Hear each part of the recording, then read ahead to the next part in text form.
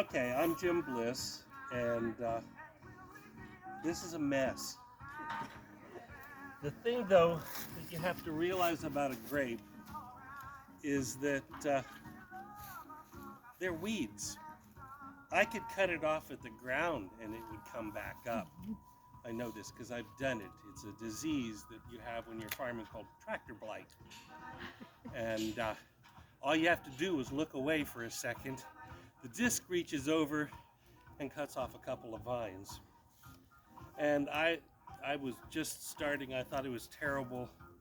And all of my neighbors laughed at me. And I said, just wait. And it came up from the ground and I retrained it and it was in production in a year and a half. So this vine and the rest of them in this area have been let go for at least a decade. I mean, when you look at how twisted it is, it should be straight coming up. The stake should be right next to it. And then I'm trying to train this one, but I didn't make it. This, I think, is dead. But that's the way you train a vine. You take it up and cut it off just above a bud where you want it to head. And then the next year, it'll head and send out vines, and you train them along the wire. That's the start for both a table grape and a wine grape. With the wine grape, you take the canes that you take out and stake them to it, and those are going to be your arms. And for a table grape, you're going to cut that back to about 4 buds, and then 4 canes will come out of those buds, or 5 or 6. But you can see everywhere that there's a notch, it's trying to produce. The other thing that you really need to remember is that a grapevine will not produce on second-year wood, only first-year wood. So the stuff that was brand new last season, like this, will produce grapes. It's smooth versus barky. And the barky stuff isn't going to help you at all. It won't produce a single grape. So what I'm going to do is I'm going to go through and I'm going to try to take out all the stuff that has bark on it and leave the canes that might produce. Now, this is pretty pitiful, and I'm going to cut these back a little bit long so that I leave a bud section here. But the reason that I'm cutting it long is not because I want to, but because I'm trying to get it to head so that it produces healthy canes. So I'm going to take this off, well, not the wire, right there. And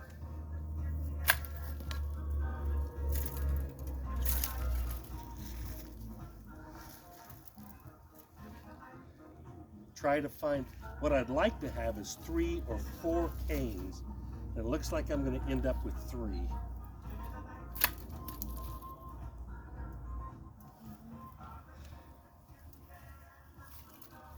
And you can see what I'm cutting off is the stuff that has bark. Take a look at it and you'll see that basically what you end up with is these canes right here.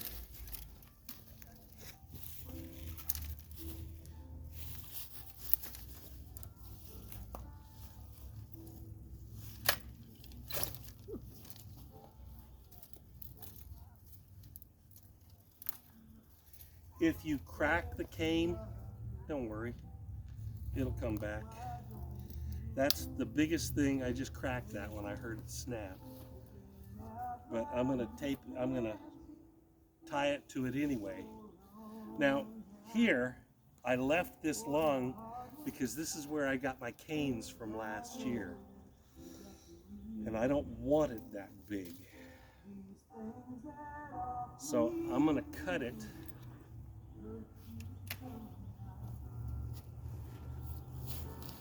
I'm going to cut it anyway, even though I'm going to not get as many canes as I want. When the vine gets older, some of the things you end up cutting off are this big around, and you have to do it with a saw. So it's really fairly simple. And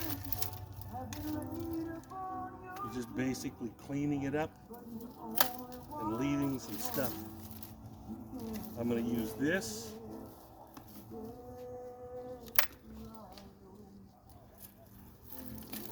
This looks great, but it's from last year.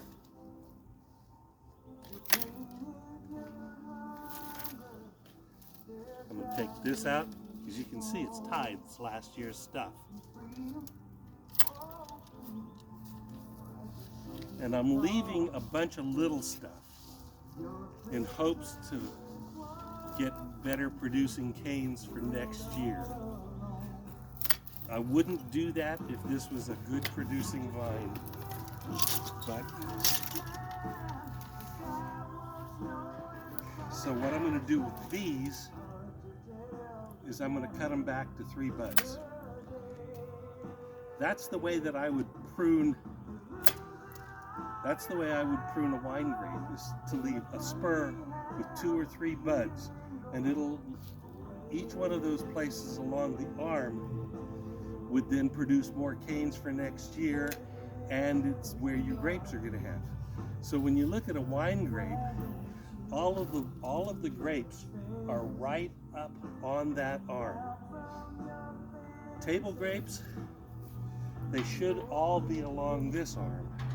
They won't be, because table grapes are kind of wild and woolly. But so I'm going to take these and I'm going to put them here, and frankly this is pitiful, but it's the way it is. Then I use this green tape. I don't usually use the thick stuff. This is for my trees, but couldn't find the thin stuff. So I'm basically just going to take this and I'm going to attach it right there. I'm going to go once around. They used to have a stapler with tape on it. Didn't work that good, but it was cool, so I bought it. Where are you leaving the long one? The long one, I'm going to cut it off to there. Okay. But I'll do that after it's all secured. Okay. And I'll just kind of try to wrap it around the thing so as not to waste tape.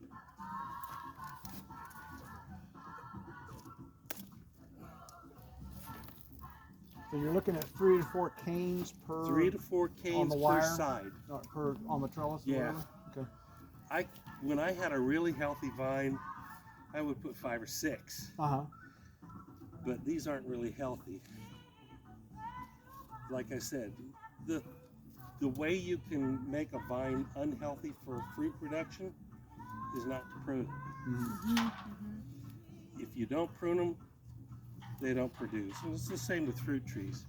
You get very poor production because vines and fruit trees and stuff like that, they basically would prefer to make leaves and rather than fruit. So that's, basically what you're trying to do is you're trying to force it to fruit. This is a very short demonstration, which is probably just as well, but then you could ask me about yours. Now there are different ways to prune vines. You can prune a vine to make an arbor, but if you prune a vine to make an arbor, don't expect to get good grapes. It'll grab on. It sends out those tendrils, The little one, yeah. and they'll just wrap around the wire. And So back to your comment about the trellising for an arbor, it's just basically because you're putting out so much leaf stock. that's what you want. You want leaf stock. Leaf stock for shade. And shade. And if I was going to do an arbor and I wanted groups of grapes, then I would put 2 vines out there, and I'd prune one for grapes and one for leaves. Okay.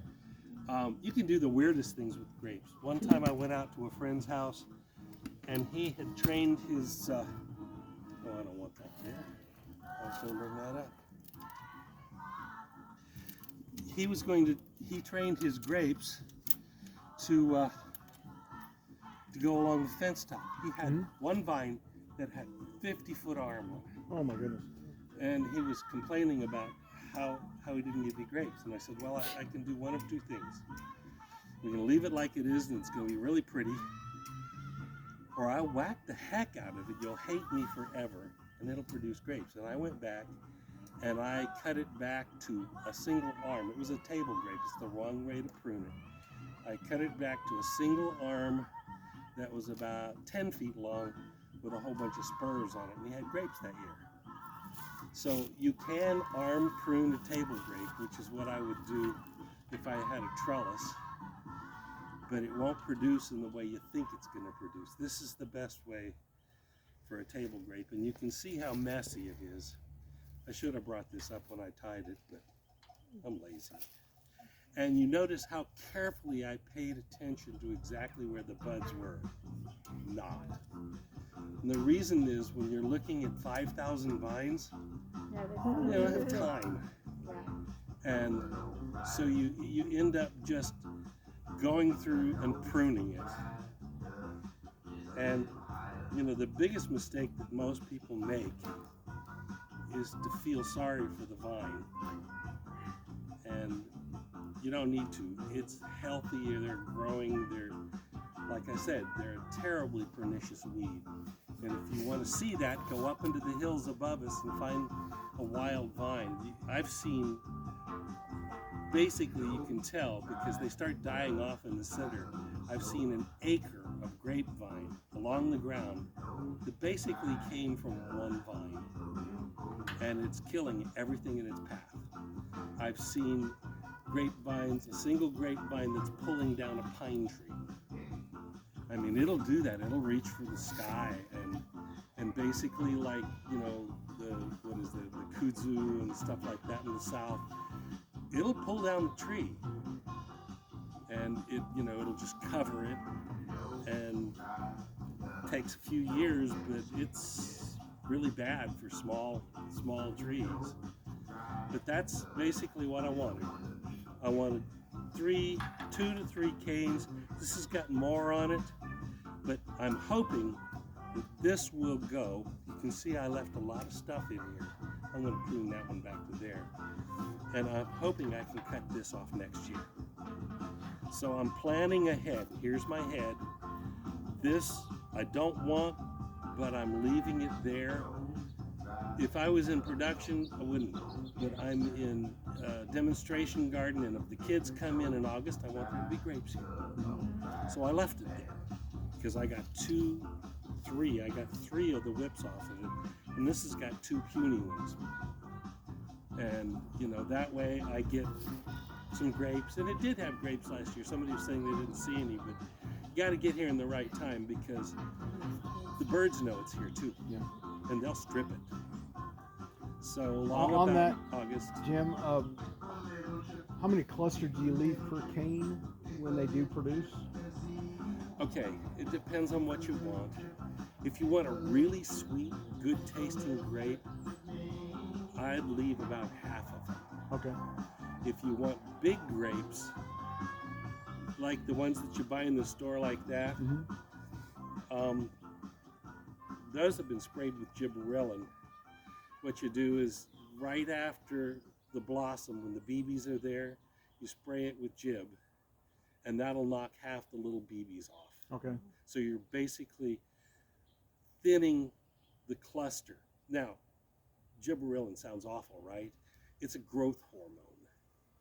A lot of the things that people use now are growth hormones and stuff like that. And this one, so far, they haven't found anything.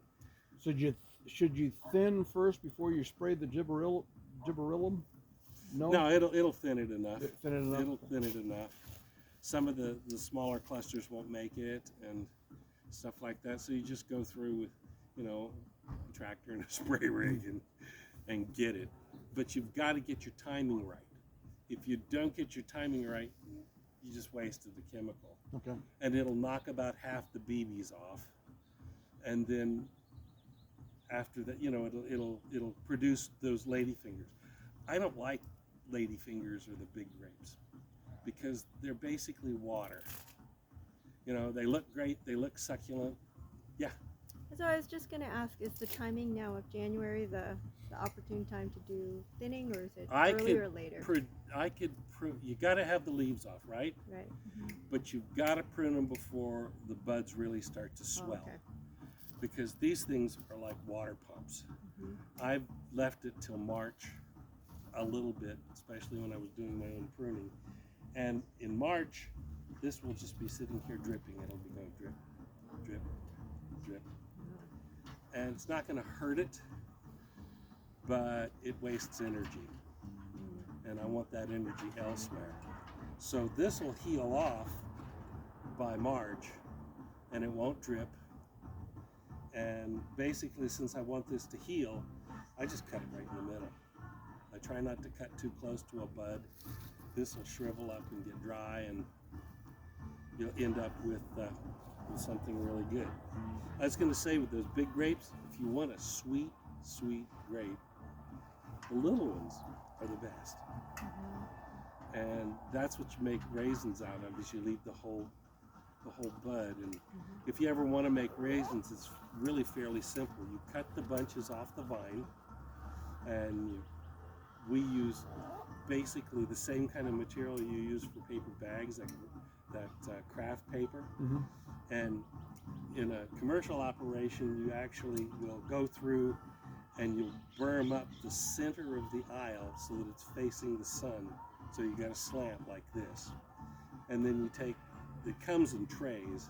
So you get this package of trays. You lay a tray out and you dump a bucket of grapes, well, a pan of grapes about this big on it, spread them out. And you leave it there for 2 weeks, and the top will all turn brown and start to shrivel a little. And then you go through with 2 people, and you take the paper sacking, or the craft paper, you put one on the top, you've got the one on the bottom, and you flip it over. And all of a sudden you've got what they call a frog belly, which is brown on one side and green on the other, and all the green side's up. And you leave it for another week or two, depending on how hot it is. And then you basically, at that point, will come back and roll it like a cigarette. So you do cigarette rolls, and you leave them out, and that will distribute all of the water that's in the grapes evenly in the grapes. And then you come back through and you roll the cigarette roll up into a biscuit. So now you've got all these biscuit rolls, and it's continuing to dry and continuing to distribute the water in that roll. Then you come through and throw all those biscuit rolls into a 4x4 bin, and it'll continue to dry out and distribute water. Then you test the water content, and you want them really dry, okay? So when you've got it properly dried, you can take your raisin and drop it, and it will bounce. And the reason for that is you got to wash it, you got to do some processing, but they want a particular water content.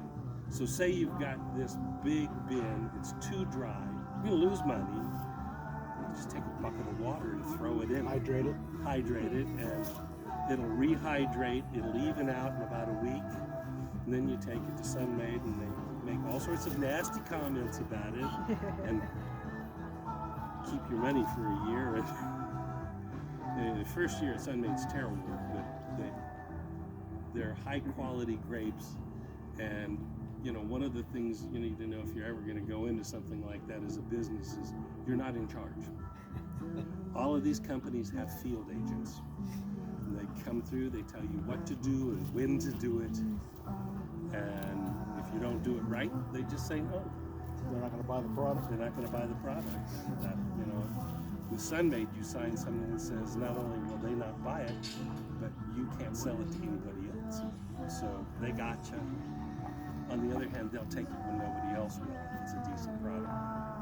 So I've left all these little things, and I'm going to go through and I'm going to clip these back to a couple of buds because I don't want it producing a cane out here. So all these that you have here already, Huh? these are already ready?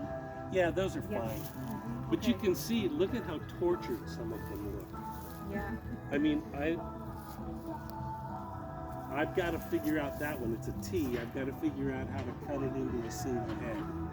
And the next one, I've got second year wood going all the way out on that one.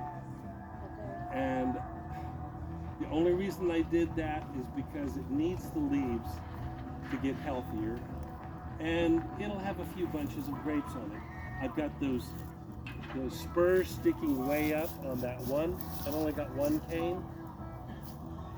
Very, very poor job of pruning, but that's what I had. Have to work This with. one looks about right.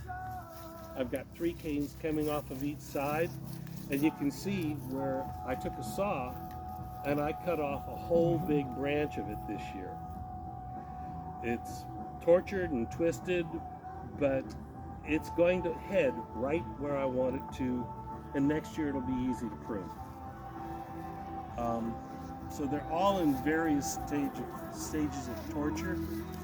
This one, He's torturing on it. heaven only knows what I'm going to do with it. I've got a spur here. I'm hoping to cut this off next year. I'm hoping that I'll get, I left a little knob here, and I'm hoping that I can cut this off here and just get rid of it, and I'll have enough coming out next year so that it'll grow. So this is a multi-year process, whereas if it had been trained right, you never have to go through these. And I want some wine grapes here, so I'll probably pull that one and put wine grapes on this, and I might even pull this because those are looking better. And then I'll pick the worst of those and put some Thompsons, and they have so many different kinds of wine grapes now, table grapes now. So does anybody have any questions? You can tell me about your vine, and I'll tell you to cut it off at the ground. No, if I was cutting off at the ground, I would have cut all of these off at the. They're kind of a challenge. So even if it's fairly old or fairly established, I mean, you can still guide it. Oh yeah. You can guide it, but you have to think about it when they get like this. And you have to have some sort of a vision of what you want it to look like. Like I said, this is coming off next year. I'm hoping on this junction right here. And I've got a little stub here that I'm hoping. This is going this way, so this will come off like this next year to come this way, because this is all hopefully going to come out. It's not perfect, but, and then you can see at the ground that it's gotten some disease and the bark stripped away, but a vine will live 100 years. And they'll get this big around, and they will, after a few decades, kind of slow down their production. But if you're doing wine grapes and you've got those old grapes, that's gold, because that slowed down production is going to produce really rich berries. But with table grapes, they're not going to increase in quality with an elderly vine. And anybody in production would have yanked all of these and started over. But it was a challenge, and I'll start yanking vines as I get some. I'll kind of watch the nurseries and see what I can find. And if you want vines, these are probably all Thompsons. You take first year wood. What you want is thick stuff. But if you cut this off,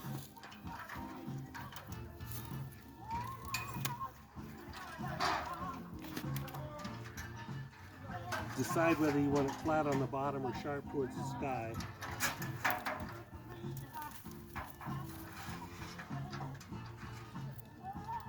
If you stick that in the ground, you'll have a grape. That easy. That easy.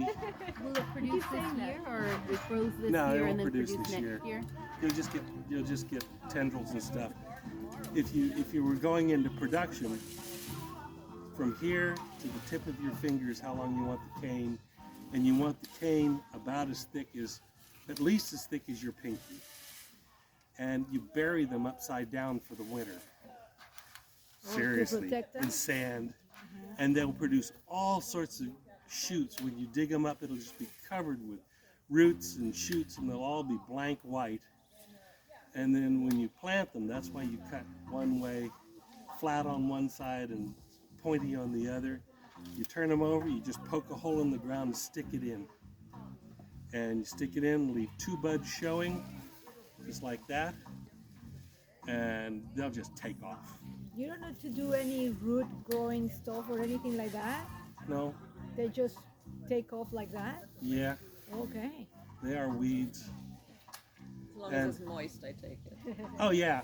Well, it's like the year that I did all of my cuttings, it rained and rained and rained, and the cutting bed where I had them buried flooded out, and I had to dig them up. And I had them in, they're in bundles of 50 or 100, depending on, and they're buried upside down, all tied together. And so I had to dig up that area and kind of resurrect it with sand. I had to go out and buy sand, so I had a pile that would drain instead of a hole. And but just for your own use, stick it in potting soil in a pot, or poke a hole in the ground and put it in. It'll root. There's a lot of life just in that stick.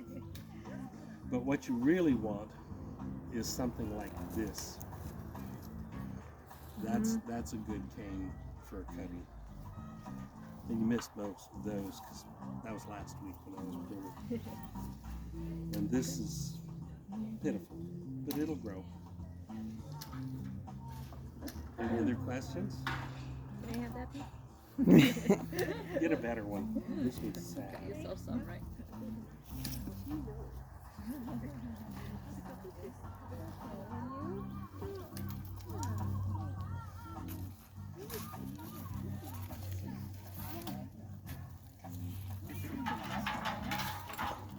Yeah,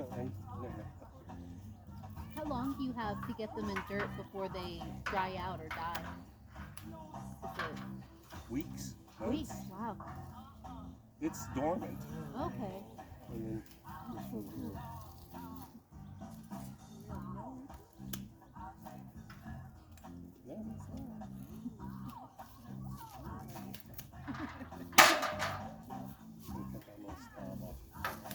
Nope, you don't. You know, they're not fragile, and you know, most people. You know, there are plants that are fragile. You know, it's like, Yeah, you have to be so careful. yeah. On the other hand, these are not. These are stick it in the ground kind of things. Just make sure you put it right side up, because somehow it knows which way is up, and it will grow anyway, but it will always be sickly. Really? Yeah, It's always trying to get. It's trying to right itself. It's, yeah. That's You're great.